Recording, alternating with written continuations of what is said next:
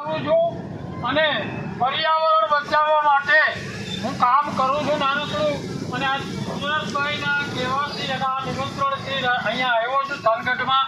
તો આપ સૌને મારી વિનંતી કે આ બોર્ડ વાંચો અને આપણા પર્યાવરણને બચાવવા માટે ખાસ કરીને આ વપરાતા જબલા જેને આપણે પ્લાસ્ટિકની થેલી ખોરાવાળા કોઈને નથી કહેતો એનો ધંધો છે, પણ ગ્રાહકોએ કપડાની 1-2 થેલી લાવવામાં આવે સાથે રાખે તો જબરજસ્ત કામ થાય. કેવડું થાય? આખી દુનિયાનું સારું કામ થાય, પુણ્યનું કામ થાય.